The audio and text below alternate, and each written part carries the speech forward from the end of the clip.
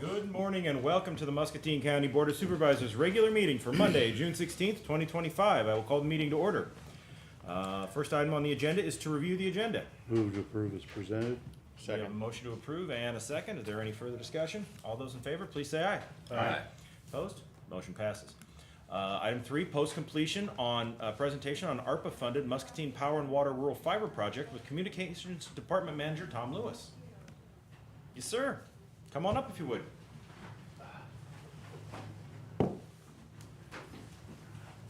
If you step to the podium, make sure you pull the mic right in real close. It'll be on camera. You can watch yourself on YouTube.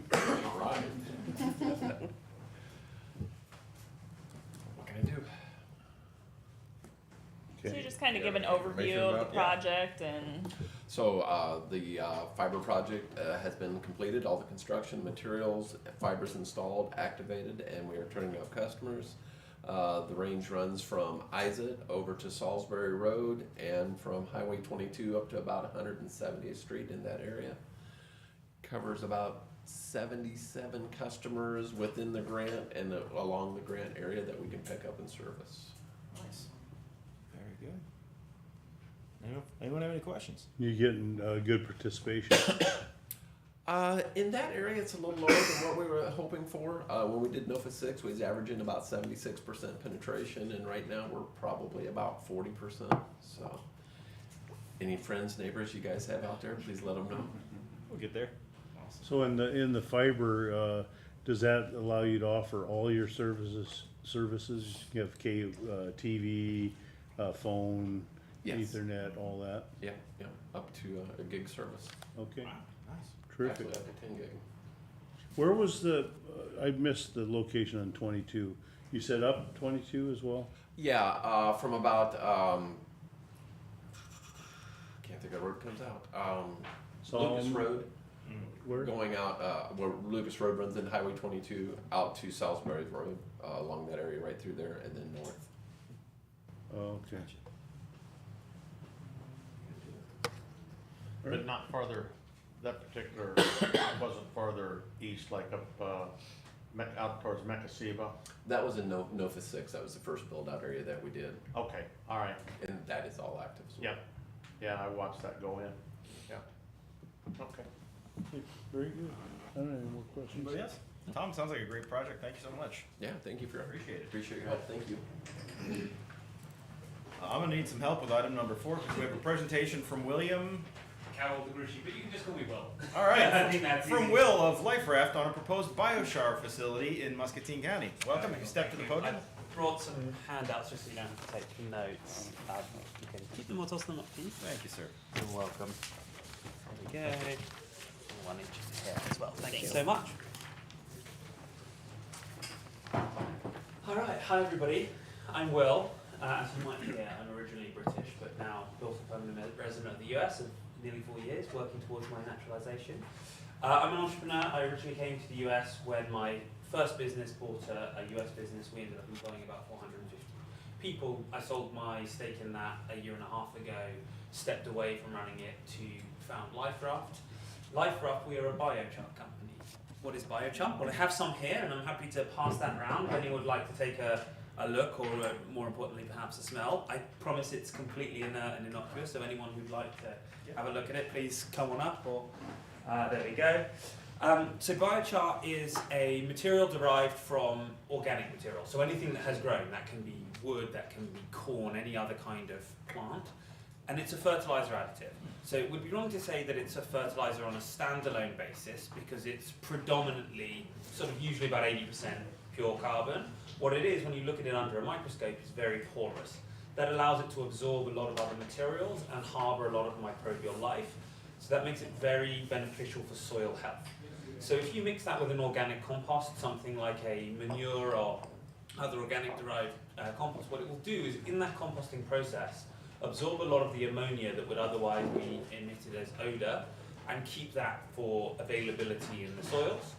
If you then do that, obviously there's a lot of microbial life in that decomposition.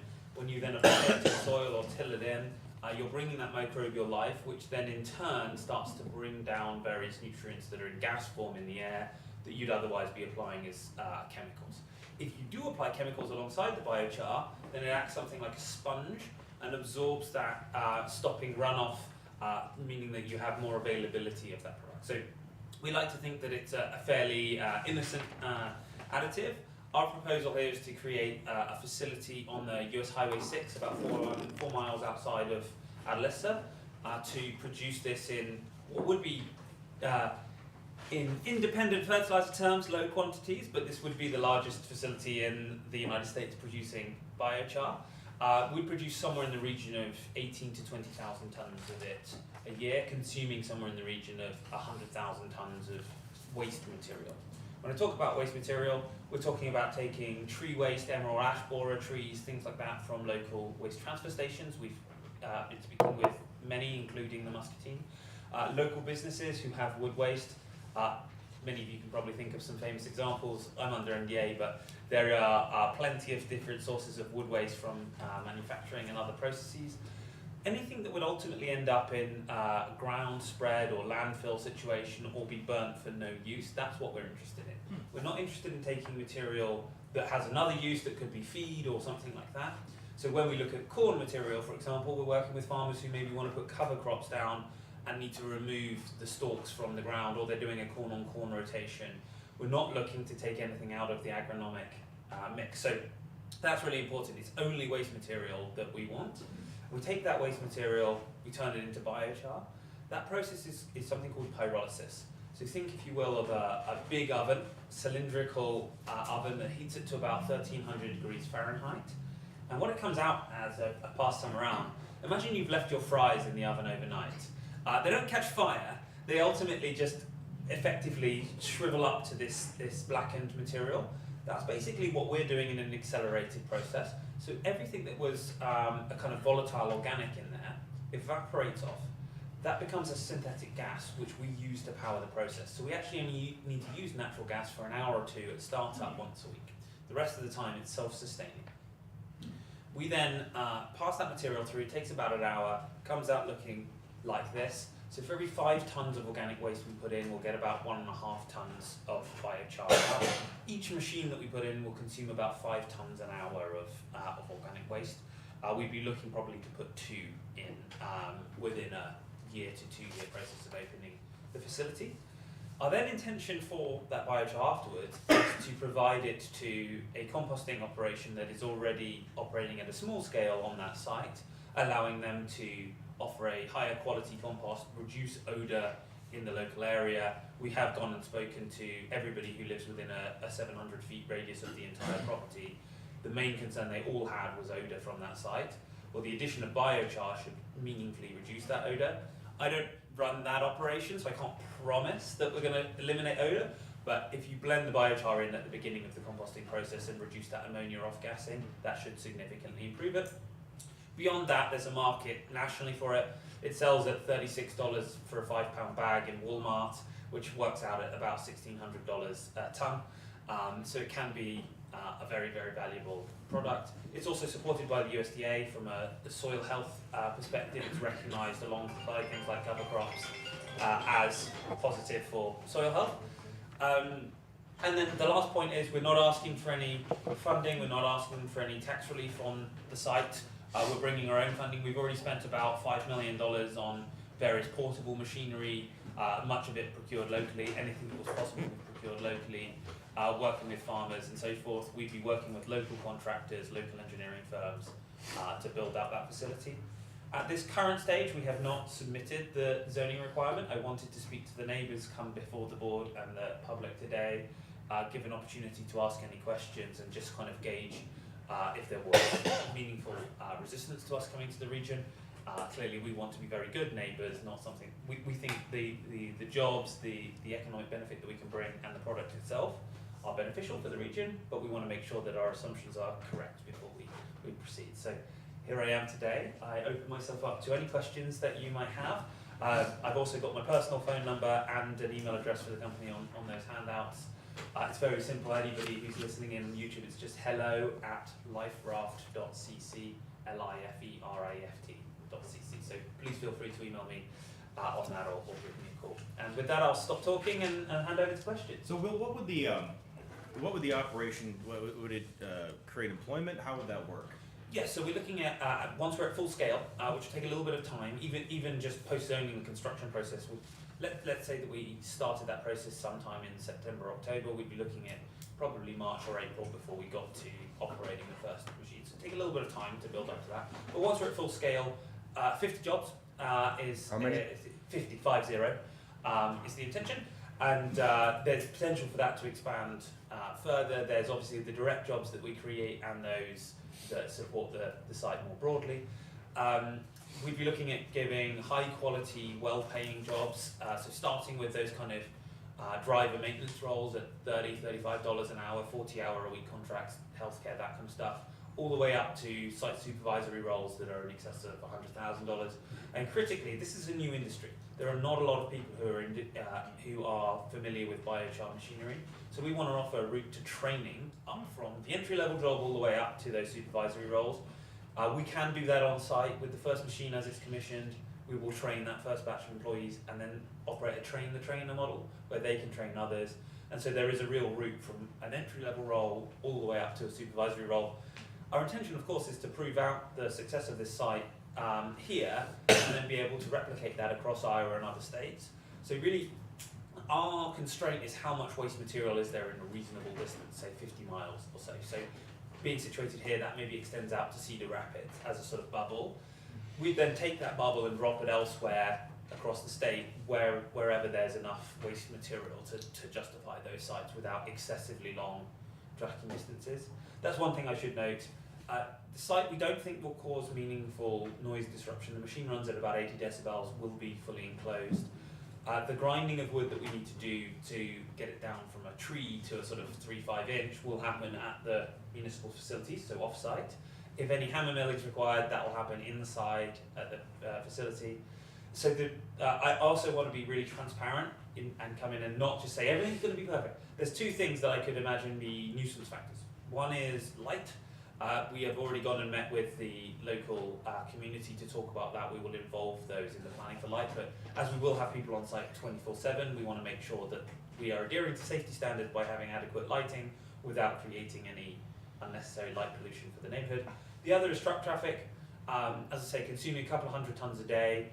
If you think about 30-40 tons of semi-load coming in, that's anywhere from 5 to 10 semis that we'll probably have visiting the site a day. That's in daylight hours. When I was canvassing local properties for their opinions on Friday, I counted perhaps 20 vehicles for the Windling Quarries, which is directly adjacent to this. So I don't think that we will massively increase the volume of truck traffic in the region, and we are going directly onto that Highway 6 on county roads. Those are the two factors I thought were very important. As I say, noise and odour I don't think are concerns. I think we should actually reduce odour in the area, and I don't think the noise will be anything greater than the vehicles running on the roads outside. So. You said it was about 80 decibels? The machine? 80 decibels is the sort of core running, but that would be if you're sitting next to it. So like a heavy duty fan, basically. Yeah, exactly. We had like a truck running at 50, if you were 50 feet away from a truck, that would be roughly the sound. But remember, that's going to be enclosed within a building. Right. Now, realistically, in the summer, we're going to want the sides opened. We're putting a load of 22-foot doors. We're going to want those sides open for the health and safety of the employees in there. The machine obviously creates an ambient heat. That's another point. The process creates clearly a lot of heat. We recycle that heat to dry the material as it comes in. A tree or anything that's grown is typically 40-50% moisture, and we want to put it in at 15% moisture. So we'll recycle that waste heat. Future facilities can actually be located in an area where that heat is useful. We are in conversations with a big national brewing company about co-locating with brewing facilities to provide that heat into the brewing process, but that's not relevant to this site. So yeah, that's the sort of fundamentals. We'd love to. What kind of material are you using again to make this product? Predominantly wood, predominantly waste wood for municipalities. So this is things that like emerald ash borer kill off, storm damaged wood, municipal clippings. Anything that would normally end up at that waste transfer station either being burnt under permit or what we would call shred and spread, where it ends up getting piled up. There's some good examples down at Muscatine. Where do you plan on getting most of this material from? If you take a sort of 50-mile ring, the majority of municipalities within that region have already indicated significant interest in providing that. In the Cedar Rapids facility alone, they've got about 45,000 tons of wood that has been backed up. It's this enormous backlog. They actually paid already for someone to come in and grind that. We would offer that service at either much lower cost or free and then haul it away. So we should be saving municipalities cost. We're also interested in anybody else that has waste material. Some is better than others, but if it's grown, it's probably good. We currently have a lot of corn bales backed up. There's 5,000 of them. We'd consume that in less than 2 months. So that is, there's quite a lot involved in collecting that corn. So wood is the best, but anything that's grown we would take as long as it's a waste product. So you don't use any waste material that has any smell or odor to it, it's all? No, I mean, wood is clearly pretty odorless. The end product is odorless. I think if we took a corn stover bale or something like that, there's a potential that if it got damp, it would have a mild odor. But we're not taking any, carcasses or biological material, waste eggs, that kind of thing. That's us. That's our facility. The composting facility that is down the hill does take dead and byproduct, both manure and dead chickens. And that's already there, though. That's already there, though. Yeah, exactly. And we think that we will actually reduce the odor of that because the way that operates is they have a feed mixer. They put in whatever comes to them. Often it's chickens or turkeys from nearby production.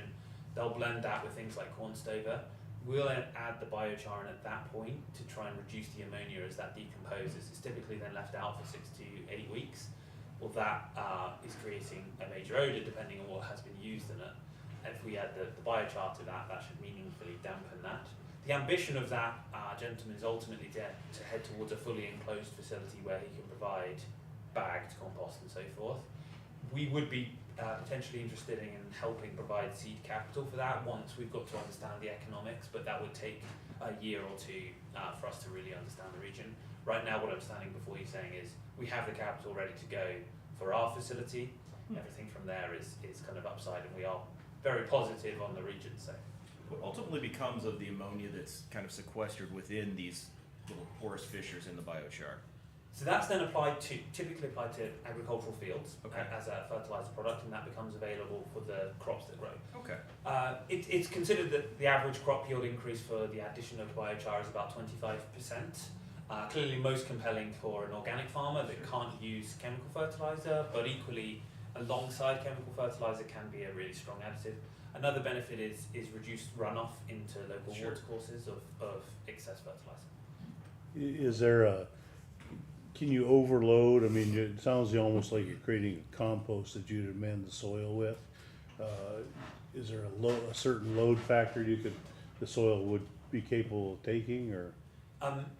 You could overload the soil if you really, you applied neat biochar by the ton rather than blending it. When we're blending it, we're talking a 20% biochar to 80% compost blend, probably looking at reducing from a 15 to 20 ton application rate per acre down to a 10 ton.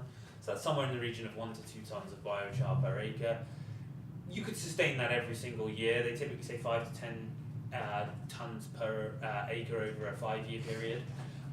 Realistically, given that there's a cost involved and so forth, we don't anticipate people applying biochar compost every single year.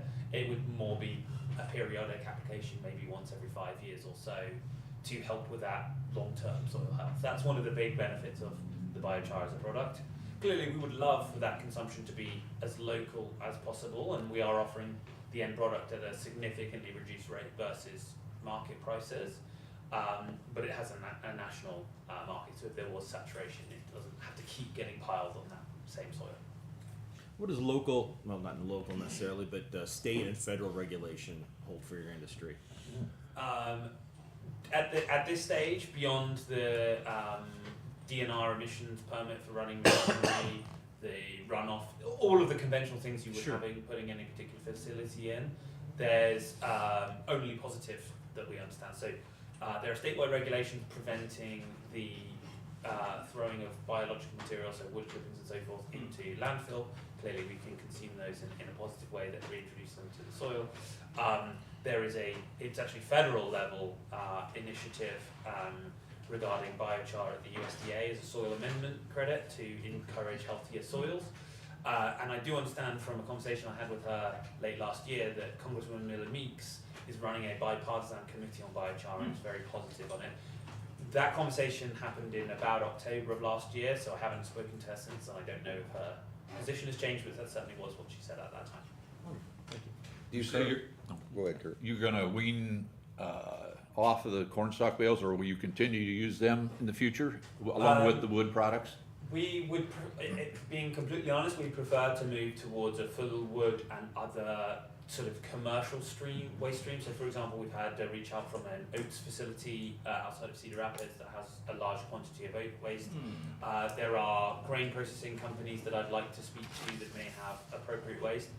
The corn bales are probably the most challenging for us because you have to run balers. We have to try and calculate what is the amount that we leave on the ground to not damage that soil. Clearly, we're ultimately trying to improve soil, so we don't want to do anything that's negative. And then you have to interact with a lot of different farms, get it exactly right in terms of between harvesting and then tilling or replanting. So we would like to move away from that if we can. As I say, we've got a backup of that core material right now. Where the nice middle ground might be is working with seed corn companies where they have waste streams that perhaps they don't have other uses for. They're concentrated and easier from a logistics perspective, so that is one alternative. Does your company currently have any of these facilities up and running anywhere else? Not in the United States, but we have a couple overseas at demonstrator level, so not at this kind of scale, but to show the size, show the chemical process. So this reactor, each reactor would be 5 tons an hour. The largest we currently have is 3 tons an hour. Fundamentally exactly the same process, but would be just that little bit larger. So what happens when, or if, you're unable to have it there on Highway 6? We would need to procure a different site. We would likely be, we have a site in Illinois that we're interested in. We have a site up in Wisconsin that we're interested in. There's a sort of confluence of factors that are quite important for us. So being close to an existing compost facility really helps us because that can immediately go and put that material into that facility without us having to pay trucking both ways. That proximity to a highway is important. There's also an upgraded energy infrastructure there, so that we have had initial contact with Alliant and they said it won't be a problem to meet our energy needs. That's because the infrastructure has recently been upgraded. So there's a sort of confluence of factors there. We did look at, and we do own a plot of land in downtown West Liberty on the industrial facility there. No fly. Yeah, but we ended up seeing more demand for the project than we expected, therefore expanding its scope and feeling that the downtown facility was no longer appropriate and we wanted to be outside, plus the co-location with the composting was very compelling for us. So you're basically making charcoal out of cellulose. Yeah, more or less, yes. So you got 20% you get out of there. What happens to the 80% that seems to disappear here? We get about 30% out. The rest of it goes into 2 byproducts. One is that synthetic gas and the other is a synthetic oil, both of which we consume in the process to power the process. So we basically fuel ourselves with that byproduct. Would this be similar to some household projects that I've read, or products that I've read about that utilize biochar, like in a bag or something to help absorb odors in the home, car, what so forth, and then it talks about you can recharge it by putting it out in sunlight, and maybe has about a 2-year lifespan, and then after that, you can just sprinkle it in your garden, whether it be vegetables, plants, whatever you want it. That would be the same base material used in a different way. There's a lot of different applications for it. It's also used to filter grain alcohol, for example, so we are aware of a facility in the region that uses biochar to filter those grain alcohols that go and end up in various products that you might see in the store. Just like activated charcoal, very similar, it's a very good filter for all sorts of what I would collectively term nasties. So where it can do that in potable material, bottled water companies often also use similar things to filter water. So imagine that same effect in the soil, preventing runoff going into water courses. That's one of those net benefits. And then what's retained is available, right? So it becomes bioavailable. I think one of those that I passed around was pelletized. It is even possible to do this in a precision way and insert that with a seed drill. So where you might insert a spray of chemical fertilizer, you could do so alongside a pelletized piece of dried biochar. I was gonna ask you about that, as I look at these, it appears that is actually pelletized, and, I was hoping you'd touch on that. So the pelletization allows us to avoid waste. So whenever you take any kind of material and grind it from one size to another, you get fines, and those fines end up being too small to put in the reactor. They would create ash. Now we have cyclonic dedusting, so there's not going to be ash in our effluent, but we don't want to waste that material. We've paid to get it to the site. So taking that sawdust and so forth, and that also allows us to procure sawdust from facilities that have it already at that state, and then pelletizing it, that means it's usable as a material. Another concern people sometimes raise is dust. Dust is waste for us, so the more that we can capture and use, the better. So yeah, that's where the pelletization comes in. It will typically be the same material. It'll be the 20 or 30% fines we end up getting. We have this big roto chopper that has a screener, and it's got overs, unders, and the right cut, and the unders then end up going into the I'm trying to get my head around the supply of raw material it's gonna take to make this work. So help me with the consumption, when you have this facility up and running at normal operation. Does this facility run 24 hours a day? 24/7 is the intention, yes. Okay. Because the So- material doesn't like to cycle up I and down. understand, and I assume that. Yeah. And the, what would be the amount of tonnage necessary of raw material in a 24-hour period to feed these machines? Per one, approximately 120 tons of raw material. A day, A day. Yeah. 120 ton a day? Yeah. Okay. So with that being said, I'm assuming then you're going to have to, in your business model, run contracts with somebody out there to supply these goods, is that correct? Correct. Yeah, so this is what we would call the second tier jobs that end up supporting us, providing material in, providing grinding services at local municipalities. To put it a different way, each machine runs its sort of core operating hours that it's suggested per year is 300 days, 7,200 hours, approximately 30,000 tons a year. It's hard to precisely know before you've weighed all the trucks, but when we visited the Cedar Rapids site, we anticipate somewhere between 1,000 and 1,500 semi-loads there. That's between 30 and 45,000 tons of wood material on that one site alone. So there's a huge logistical operation to get that material. It's already ground and it's being left currently to decompose. So we are looking to break that up, put that into semis, bring those semis. We've procured a few Wilkins walking floor trailers that help us to move that. So the intention is basically to have a rotating process. We will be leasing those vehicles to local contractors to help service us, paying an hourly rate for all of the ongoing costs. But that one site alone is enough to fulfill a machine for a year. It's modular, so if we find that there's enough material, we could add an additional reactor. At the moment, the intention is to start with 2. So that would be a consumption of So somewhere. why don't you just take it up to Cedar Rapids?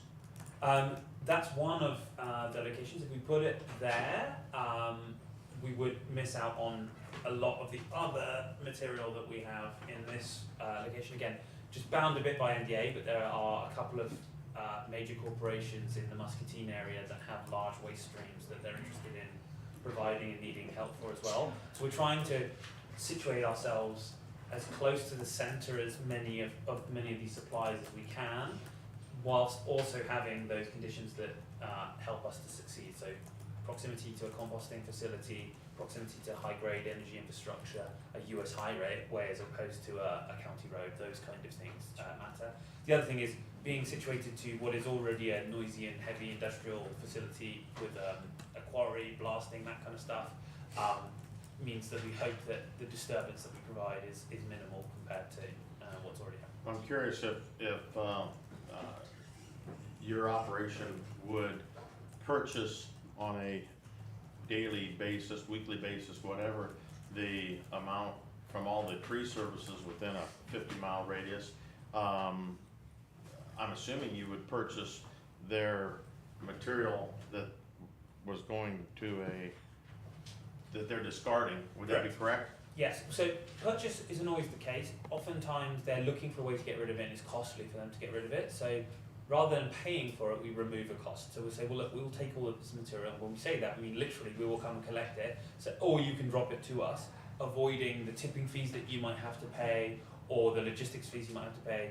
And if you're a municipality, you have a big brush pile, typically we'll be paying somebody to come in and grind that down, potentially remove it as well. We can avoid or reduce those costs.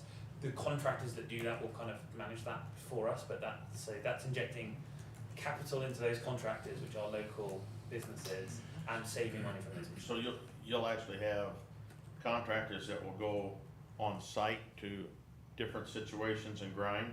Correct, yes.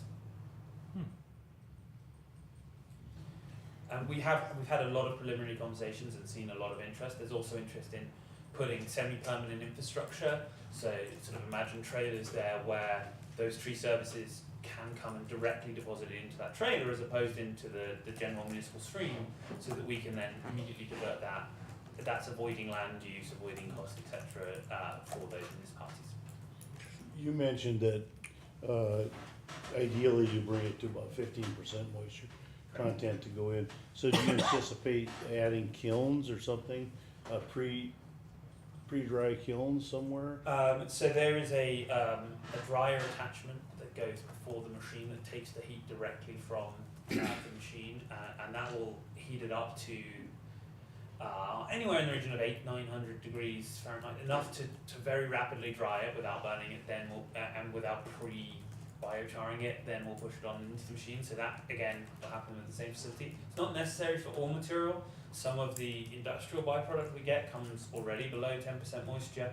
The other thing is there's the slower drying option. The intention is to have 2 hoop barns for storage with the radiant heat extracted by fan from the facility and then piped underneath to have a constant radiant heat of in that sort of 80 to 100 degrees Fahrenheit, slowing the decomposition or hopefully slightly drying those piles of material as they're stored. You know, I think this is interesting, but, you know, I'm not opposed, I'm not for, I'm just here as curious, but how do you get something to 900 degrees when the flash point's 600 without burning it? Air. Yeah, it's constantly tumbling and passing and moving. So it's a very specifically engineered process, very specific machine, passes it through very quickly, and it's hot air that's passing over it. Like the easiest analogy I can give, obviously not the same level of temperature, but it's in your oven. You're exceeding temperatures of that at which some materials might burn in the oven, but doing so without a flame to initiate that combustion, and you'll then slowly heating that material in the oven. And you'll see 400 degrees Fahrenheit in an oven. So.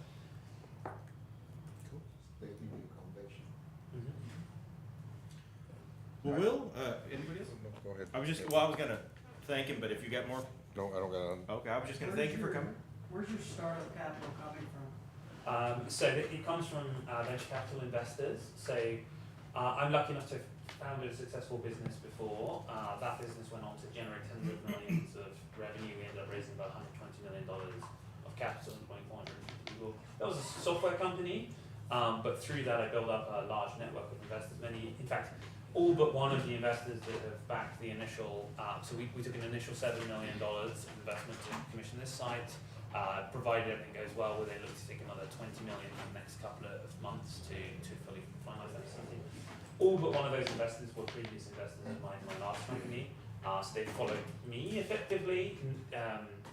This is very different than a conventional business that they would back, which is software and based out of the city somewhere. We're ultimately a manufacturing facility in rural America. I just think that this particular product is vastly underserved in the United States and has a huge potential. And then when I saw that the conditions were great in the region, that there is acknowledgement both at that congressional level, at the USDA level, I felt that the USA was the place to build this business. So I'm originally British. Here's an interesting fact for you. In the lower 48 United States, there are about 90 million acres of corn under cultivation. The United Kingdom, that's Britain, including England, Wales, Scotland, Northern Ireland, all our overseas territories, things like Falklands, etc., 70 million acres in total. So there's more corn in the United States than there is United Kingdom. That's why that business model works a lot better here, and that's, as I say, you know, we start with this facility, it will be the largest in North America, but we don't want to stop there.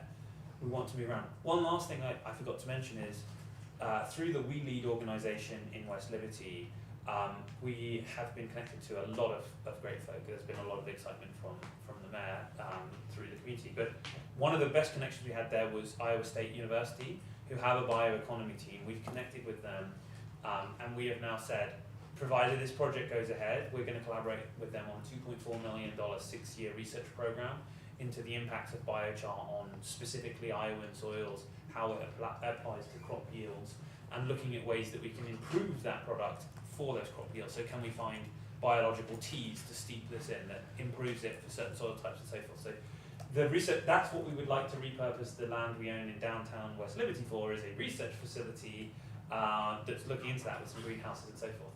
That's a different conversation for the city of West Liberty because it's within city limits, but what I'm trying to say is large operation, hopefully expanding across the United States, but its home will be right here in Muscatine County. It's where we want to So start. you're saying, you're admitting it's a non-agricultural business in an agricultural zoned area?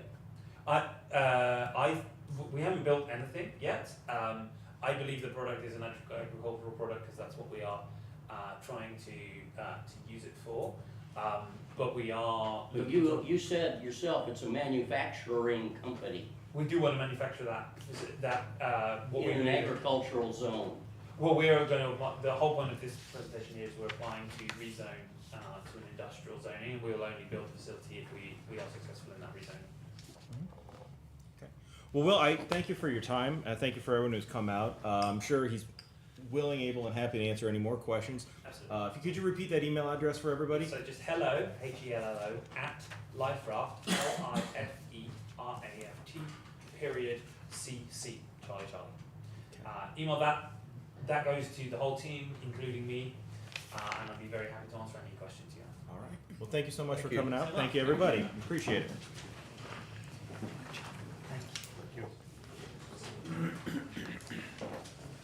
Okay, let me pull my agenda back up. And now we are on to item number 5, which is discussion of possible action affirming a Roy J. Carpenter Charitable Trust Grant Agreement for Muscatine County Drug Task Force Protective Equipment in the amount of $22,670 with County Sheriff Quinn Reese. Morning, Quinn. Good morning. It's going to be a tough one to follow. So, How's your accent? hey, in here. I could try it. Got No, but I can't. You're on TV. Yeah. That wouldn't get used against me at all. So this grant is a grant that we've applied for in years past, albeit not often. I want to say this is the second time that we've gotten this one. I think I've never seen it. so- Chad Page applied for it when Chad was running the drug task force. And so, yeah, that's what we're looking at. Unfortunately, you put law enforcement in front of anything or public safety in front of anything, the price goes up. So that's where we're at. There's no local match to it. There's no dollar amount match. So this is a one-time, and they would want follow-up from our guys as far as receipts and whatnot, so. Awesome. I would move the approval. I'll second. We got a motion and a second. Is there any further discussion? If not, please signify by saying aye. Aye. Those opposed? All right, motion passes. Thank you, sir. Maybe one day with your performance. I'll work on it. All right. Item 6, items with County Development Director Eric Furness. Don't go. Okay. Okay, 6A is update on the jail HVAC balancing project with Vic Amoroso of AJ Associates. I think most of you guys know Vic. He's served as a consultant for us for a number of years now on various big VAC projects. We just wrapped up the jail balancing project, which the sheriff funded, and as you know, I'm just kind of still getting up to speed on the general services management. And as you're all aware, there's been a number of issues over the years, particularly during the cooling season with the jail. You know, how the geothermal functions, some parts of that facility has quite a few years on it now. So I think it was recommended before my time that we proceed with this balancing project, which was funded by the sheriff. That's been completed. The balancing project was not a lot of work or repairs. It was simply a diagnostic, looking how these automated controls are talking to each other, identified things that weren't functioning correctly, things that were worn out, things that were maybe just, quite frankly, out of balance. We now have this large, complicated balancing report that Vic has been interpreting for us, and we're in the process of kind of prioritizing, getting cost estimates on what work that report would suggest needs to be done. So I'm gonna turn it over to Vic to kind of hopefully bring a lot of this stuff down into layman's term. He's been a great asset trying to help me understand kind of a complicated process. Good morning. I think it's, would be good to give you a little history on at least how I got started. The HVAC system for the Muscatine County campus system consists of what I would call two components. A geothermal loop heat exchanger and then the individual building HVAC systems. And the reason I want to break that down is the geothermal system is just a system that circulates water in essence. The only moving parts are pumps. The real complex systems that generate temperature, heat and cool are in the different buildings. And this campus system was set up so you could take account of diversity. There was some Department of Energy grants that you were able to actually did some double dipping with the DNR. So as you go through, this is pretty old, as Eric said, it's got some age on it, and you added some capacity.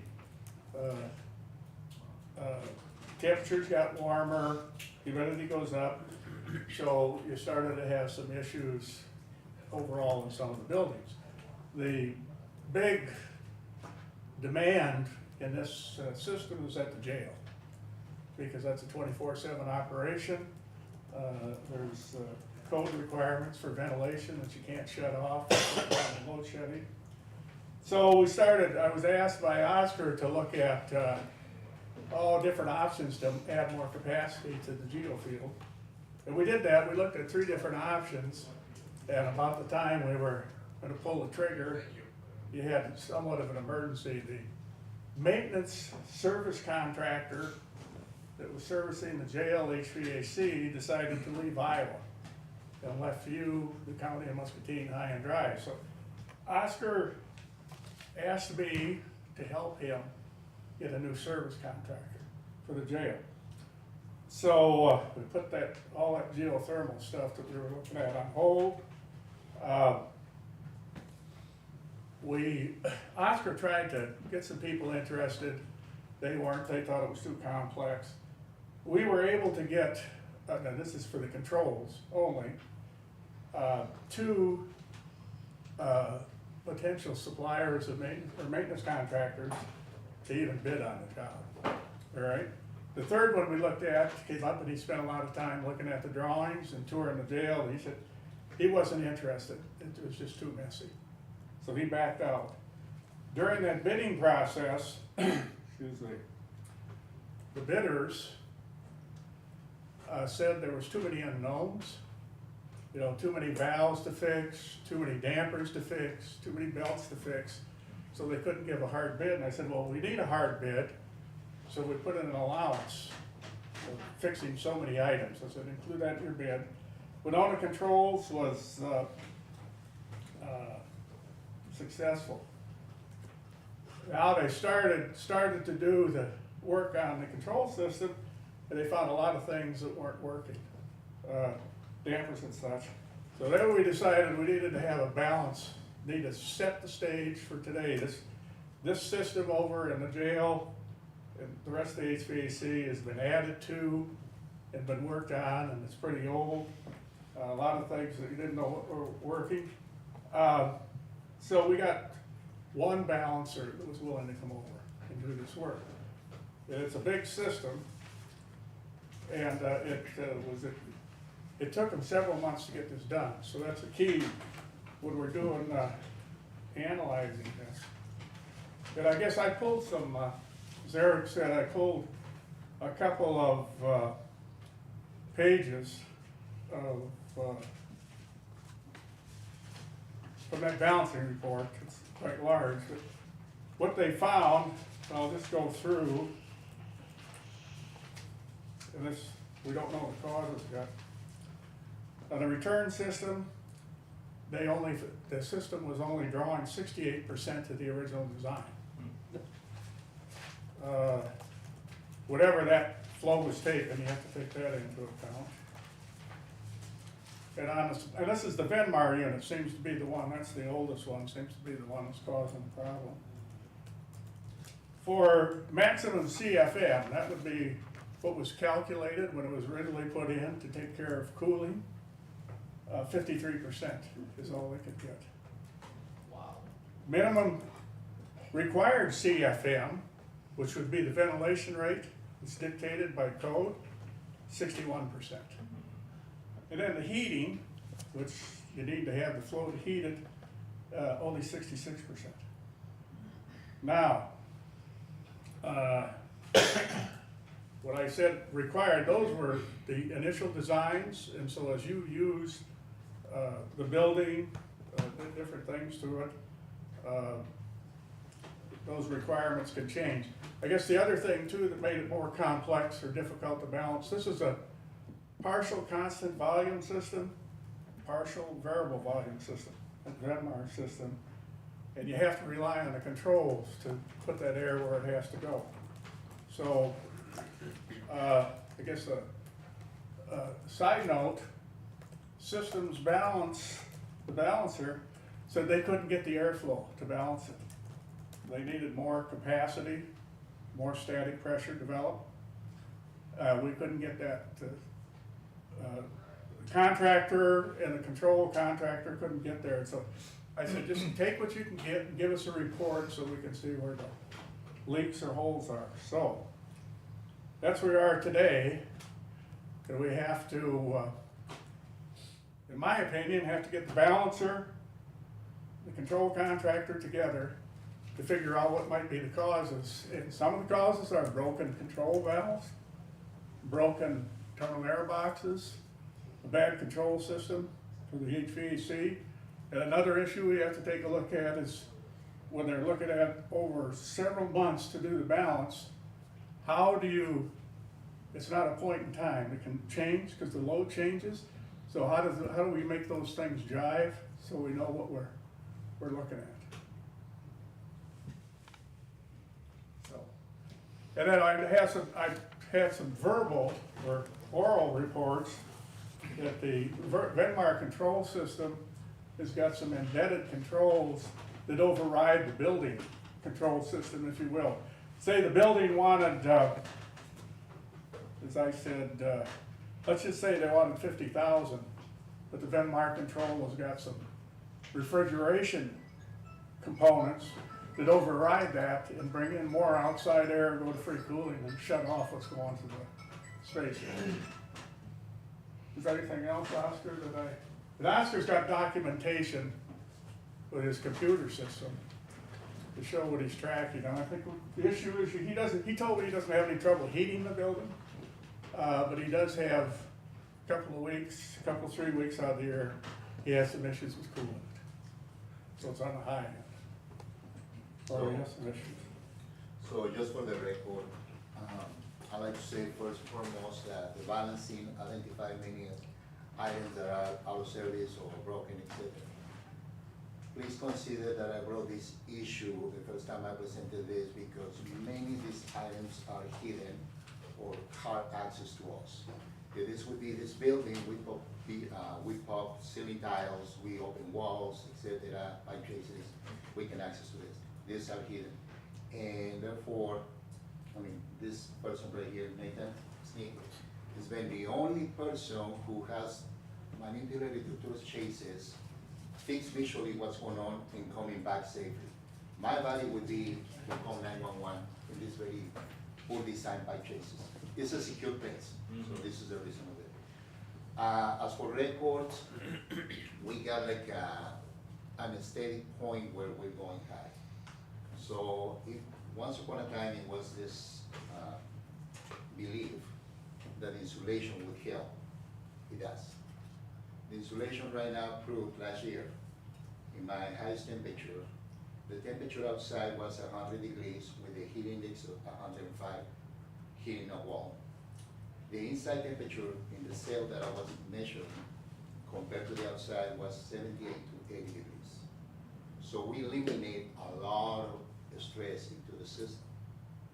Still, we have to remove humidity. And that's the discomforting part of HVAC.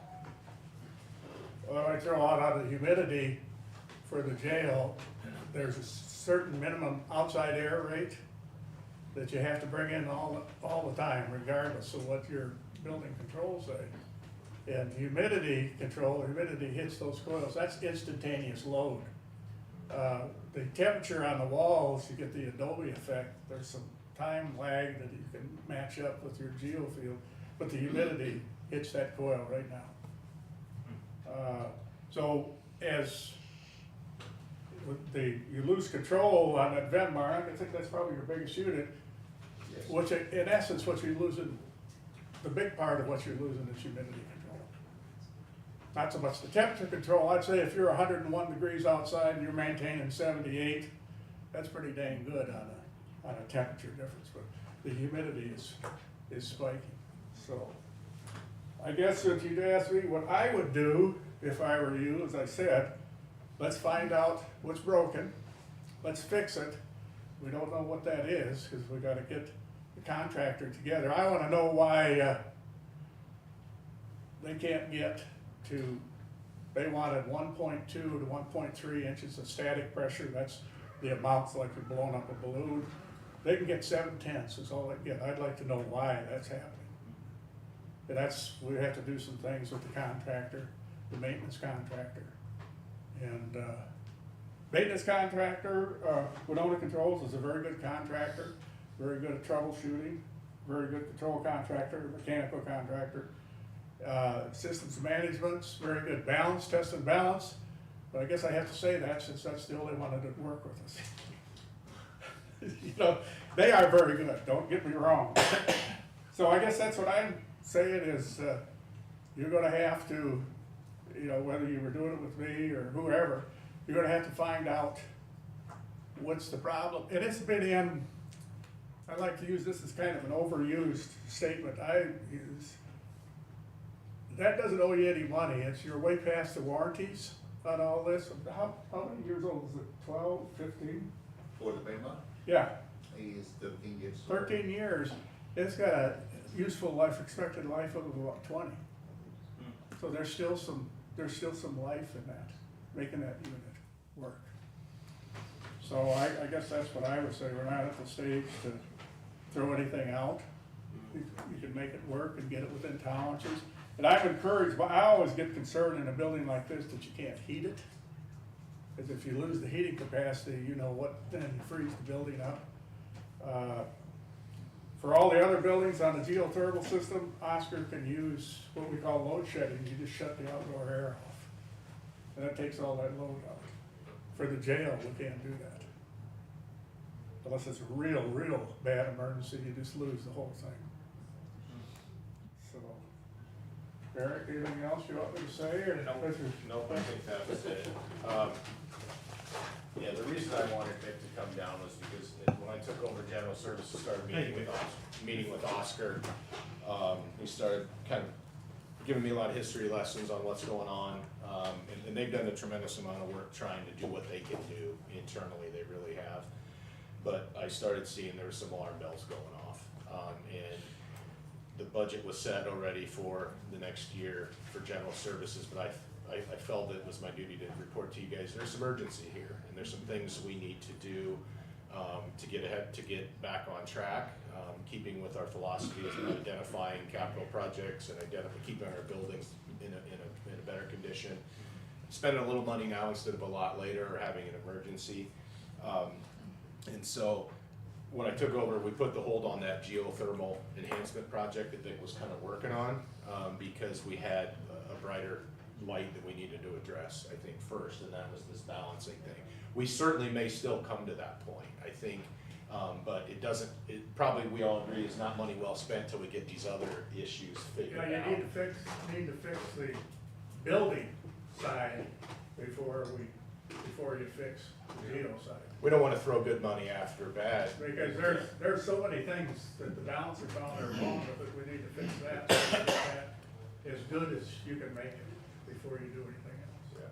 So I think at this point, I wanted him to be able to answer any technical questions that would be beyond my capability to explain to you guys, because as you see, it's a pretty complex system. There's a lot of demand. I'd like us to consider like a service agreement with Vic, as we've had for the balancing projects. We had, we compensated for the geothermal enhancement exploratory options. But I think there's gonna be some high-level technical assistance we're gonna need, and so it'd be appropriate to have like a contract with him at an hourly rate as needed. I don't know what that's gonna look like yet, because there's so many unknowns, so I wanna work with Vic if we have a consensus to develop something like that, to keep us moving forward, because there's gonna be questions. Like you said, we gotta put the balancing contractor and the maintenance contractor together. We need to establish a budget, we need to establish a priority of what needs to be fixed, and, so. Did we put we had some funds in the capital project around the geofield, did we? We don't have that budgeted in, but we might have some funds left over when the courthouse is finished that could be utilized for these projects. So that was out on the future plans. Yeah, you have to solve the issue, and we've had, every summer we have, when you actually have to send people home, because you can't keep the buildings to a Actually, they usable don't go home, temperature. that's up to the department heads. But, Here. the thing here, may I add one more data that I've been collecting? So, let's go back 5 years. 2020, the winter as I call it, the geofield was ranging 80 to 85 temperature. So that's acceptable, we survive winter. For summer was 116 degrees. We're pushing hard on this one. For the winter of 2022, we had 76 to 82 as a max. If I was fluctuating for for winter. In summer, we reached again 116, so we breathe in really trouble there. For 2022, it was 80 degrees for winter, summer was 120. So the past years, I want to believe, I don't want to associate this because I don't know really a thorough analysis. I would say that COVID reduced the demanding for these buildings. So I guess that's why we didn't reach that much. For 2023, it stayed on 85 degrees for winter, but in summer went to 119, sorry. For 2024, winter, 85 degrees yet, so we maintained, but for summer went to 123. This is the hardest one I had last year. Today, this winter, I'm considering the summer, whenever the winter was over, 2025, I still maintaining 80 to 85 degrees, so that's acceptable. Summer right now, as it started, I have a temperature right now, as I read this morning, 107. 100 and what? 107. And say we're not to our, So those I'm peaks. just few days to really start to mess with temperatures here. It's create not, discomfort, it's not, no. everything. So we're hoping, we can see some improvements as we get some of these issues with the balancing project, going, but I felt it was appropriate to kind of give you guys a sense of the urgency and really the overall issue, and, kind of let you know we're gonna be working on. And probably have to ask Kayla how I can spend $1 twice, but she keeps telling me I can't do that, but I think we're gonna have to spend some money, we can't keep limping along. Yeah. But we'll come back, we'll figure out the best approach we can, and we'll be back to give you more options. Well, thank you, guys. Appreciate it. Great news on Monday, I know. Thank you. It only takes money. Thank you, guys. Yeah, that's the good news, right? Item 6B, we're all the way up to that, is discussion of possible action to approve a change authorization request, number 1, in the amount of $3,795 for the admin building exterior repairs phase 2 project. I promise you, I'm gonna get to an agenda item that doesn't require asking for more money, but, when we started on the phase 2 admin building exterior project, they did the power washing, they started doing some of the tuck pointing. We noticed some areas outside this courtyard down along the building where there's no sealant anymore between the building and asphalt of the building and concrete, where there's water infiltration. It really got visible once they did all the cleaning and power washing. Obviously, that's not ideal to have areas of water penetration just from a waterproofing standpoint, but also a freeze thaw. So we asked the contractor while they're here on site to go ahead and give us a quote for resealing around the building perimeter in several areas. And this is a result of that request for a change order. We think it definitely needs done, and now's the time to do it as part of this project. So. I'll move the approval. I second. We have a motion, we have a second. Any further discussion? All those in favor, please say aye. Aye. Opposed? Motion passes. 6C is discussion of possible action to approve resolution 06-16-2501, approval of the combined and preliminary and final plat of Proctor's Ridge subdivision. Yep, this subdivision is simply one lot subdivision where an additional lot is being created along Moscow Road out of the east portion of 3 lots that run east-west. It's simply for some estate planning that the family's doing to be able to separate some of the property to leave to heirs. So it's a one lot agricultural subdivision. So. I'll move the approval. Okay. We have a motion and a second. This is a roll call vote. Jeff? Aye. Kurt? Danny? This to allow a pole barn in the front yard space of a residence at 1983 Geneva Hills Road. The Board of Adjustment found it was a very uniquely shaped lot with very challenging topography to the sides and the rear.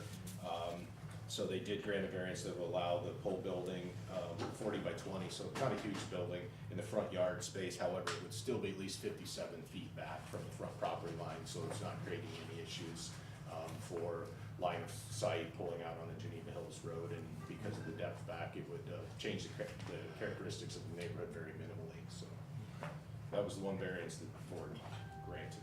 I'd move to approve. I'll second. We have a motion and a second. Any discussion? All those in favor, please say aye.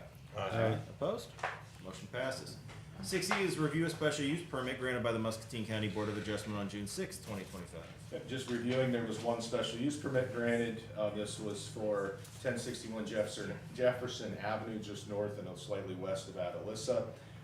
There's a rural property there that the owners applied for a special use permit for an event center, which is one of our special permitted uses in the A1 district. They wanted to be able to use a rural, somewhat scenic property for anything from kids' Easter egg hunting events to small wedding reception, utilizing existing ag buildings that they have on the property. They want to convert an indoor riding arena and horse barn they had to a possible event center. Board of Adjustment granted that with some stipulations that any event that would have more than 75 people attending or alcohol consumed on site, not served by the property owners, but where alcohol consumption would be possible, that they would bring that to the Board of Supervisors for approval, and they're also required to notify the Atalissa Fire Department, West Liberty Ambulance of events such as that. So that's a special use permit that was granted. Okay. And also they're not allowed to build any additional structures. They can only utilize the structures that already exist on the property. And did I see in the special use permit also that they have to, bathroom facilities are a requirement, adequate size and? Sure, yeah, they, there's some options if they can meet the hurdles of converting buildings, but they plan on using these rental toilet trailers that are available. Some of these things have grown where it's not just 2 or 3 quarter bodies, semi-trailer that can accommodate a greater number of people removed from site. That's what they want to use in lieu of installing a septic system. So. One of the concerns I have on these, and I think we have to be very careful, is I attended an event in a venue much like this, and it was pretty evident to me when I went in there that the structure was not built to handle the loads that were there. People had taken a hay barn and you had hundreds of people in there. And I think you have to be really careful when you allow events like that you know, these were built for agricultural purposes, and when you get a lot of live load on those floors and areas, you could have some real problems. Well, we already discussed with the owner that this is the zoning process, conversion of buildings to a different occupancy class is a whole nother Yeah. issue that they will have to address. They'll probably have to have an engineering analysis, because the IBC, the International Building Code, will kick in for converting agricultural structures. You've got egress, emergency lighting, exit signage, up to including sprinklering, depending on the type of building, the size of the building, the occupancy load. So we'll work with them. That's kind of the issue we ran with the Friends of the Old Barn when they wanted to make some changes, and unfortunately, then you get into international building code and it's a whole different world, so, good, okay. Anything else, Eric? I think that's all I have. A quick update on the courthouse. The project has wrapped up. All the roofing is complete. We're just waiting on the scaffold crew to come remove the rest of the scaffolding down. I've touched base with the company about starting the process of getting us the warranty certifications, so we have that in hand. Spoke with Mike Nolan. We're gonna, it kind of Jim's urging, good idea we're gonna fly it with a drone and take some pictures of the new product to have those on file to go along with our warranty. So we're hoping they get going and get those scaffolds down this week, because Oster's crew wanna get to work on cleaning up the landscaping that we haven't been able to access before the 4th of July, and the public's using that, so. All right. Project is done. I mean, it really looks nice. I see the work that was done on the turret and the dome tower, and it looks like they really did a nice job. Yeah, I took the opportunity to speak on your behalf and let them know, you know, there was some road bumps, as far as all the unknowns and the processes for change orders, and we had a little sticker shock on some of the labor rates initially, but I don't think we could be any happier with the craftsmanship, the workmanship that we saw. It was a very laborious project, a lot of custom metal bending, soldering. Anytime you're working on a building that age, it's very, very challenging as well. So I really can't be happier with the work that they did. Let's hope it lasts another 50 or 60 years. 75. Yeah. All right, moving right along to item 7, items with County Engineer Brian Orsowski. Discussion of possible action to approve various utility permits. Good morning. We have one utility permit today. It's fairly straightforward. It is from Eastern Iowa Light and Power of Wilton, Iowa. They are requesting a bore underneath Mart's Lane at 3289 for a new service. Do we have a motion? I'd move to approve. Second. We got a motion, a second. Any discussion?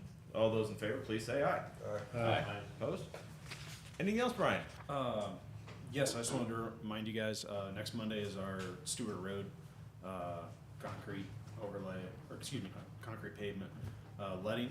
So we've had a lot of interest, so hopefully there'll be a large number of bids. Outstanding. That'll be next Monday here. That's a fairly large project, right? Yes. Yeah. Yep, it's about 3.5 miles. Yeah. Are you county engineer? Okay, stick around. You are? Greg Linville. I am going to move on to item 8, discussion of possible action to approve the minutes of the June 9th, 2025 regular meeting. Do we have a motion? Move to approve. Second. Got a motion, a second. Any discussion? All those in favor, please say aye. Aye. Opposed? None. So the motion passes. Item 9 is correspondence. Scott? I had a email from a resident stating that they were not in favor of the carbon burning facility that was discussed today, and that's all I had. Jeff? Nothing to note. I had a couple emails.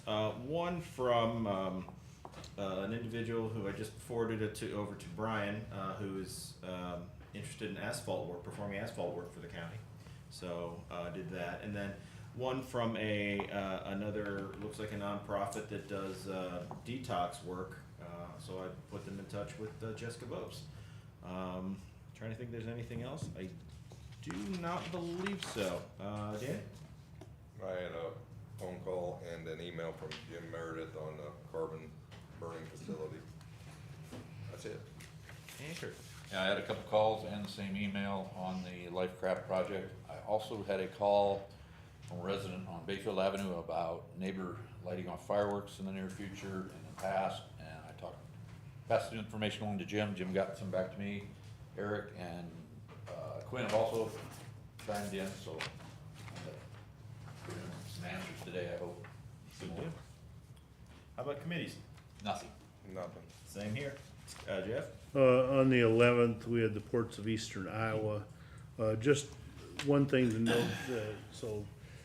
Colonel Sinkler and his group, I can't really call themselves the Corn Belt Ports, they have created the Iowa Port Association, a nonprofit organization, so they can take memberships and volunteerism to help advocate for port issues and port funding in the state of Iowa. So they continue to work, but we haven't slowed the process down a bit, but it's typical. Scott? And I had no committees. All very well. Excuse me. Moving on to item 11, items with the administration office. 11A is discussion of possible action authorizing the chair to sign a contract with Mississippi Valley Workforce Development Board to provide employer of record services. No move. We have a motion. Is there a second? I just wanted to check with Beth and Kayla, still don't see any issues with it, goes fine. Yeah, it goes fine. We get a 3% admin fee to do this work, so everything's going okay. No concerns from your point of view, Jim? All right. I'll second. Do we have a second? Yeah, we need a second. So Jeff I'll seconds. second. Any further discussion? All those in favor, please say aye. Aye. Opposed? Motion passes. 11B is discussion of possible action to approve the FY 25-26 salary schedule and authorize one-time 1% payments to employees at the maximum step for their grade. So, as I understand it, this would be, we've had that salary study sitting around for a while. This is to finally, This is the, oh, I'm sorry. I'm sorry. to I'm thinking the implement wrong our thing. budget, I'm skipping ahead. so I'll move the approval of that. Okay. Anybody else want to second it? I'll second. Okay, we have a motion and a second on 11B. Is there any discussion? If not, all those in favor, please signify by saying aye. Aye. Opposed?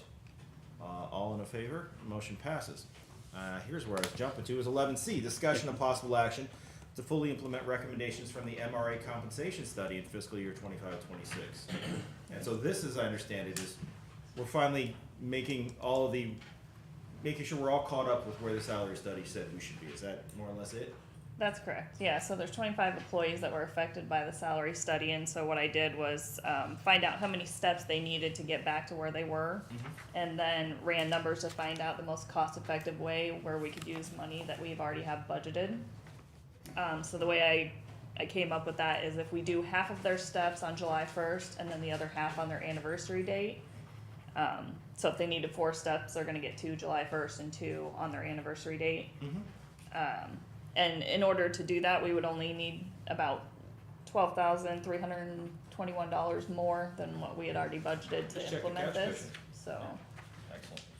All right, so it sounds like within a year, everybody be fully caught up to where the study So says then they we should would have By the end of- the salary study that we commissioned a couple of years ago, we'd have it fully implemented. Now we're back, we've played catch up, so to speak.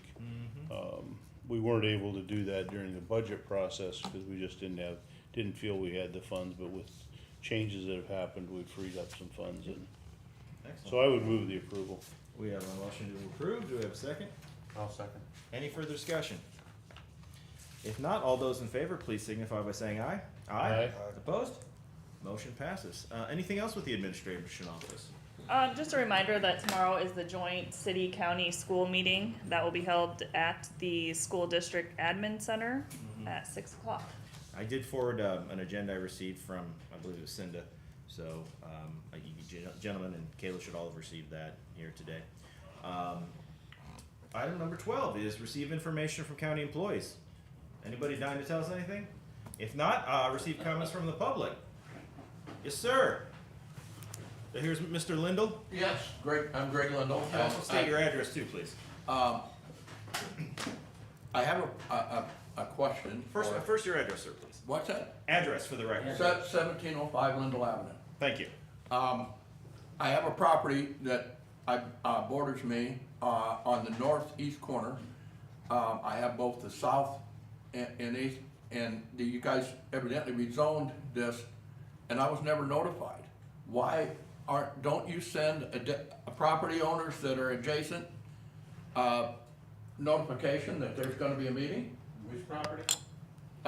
John Kramer? What's the address? Yeah, I don't know, it's something on Mulberry. It's right, This house is way back. Okay, hang on. I'm trying to bring up a map I here. don't think there's anything that was I rezoned. think it hasn't been rezoned? Not to my knowledge. Okay, cause my understanding was, and in fact, I was just called on the way here, that, he had the property for sale and he's trying to divide off, and it's already been divided once. And I've already had fencing problems, and I've had to get the trustees out there and all that kind of stuff, and it's never been done, and, you know, and now I'm gonna have maybe new neighbors, and they're gonna fall into a pit. Come see me.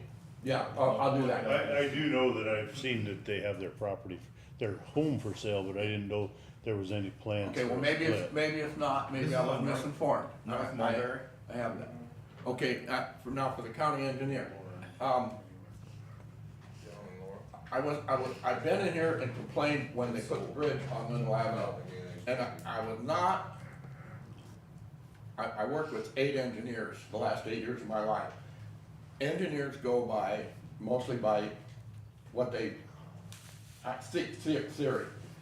I know that the bridge they put in there is not adequate.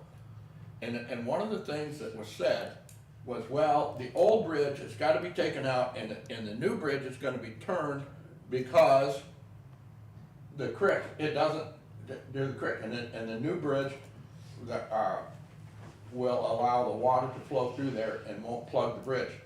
You need to come out and take a look, because that new bridge is not a big enough span as the old one. And the east side is probably 20% plugged, but the west side is probably 35% plugged.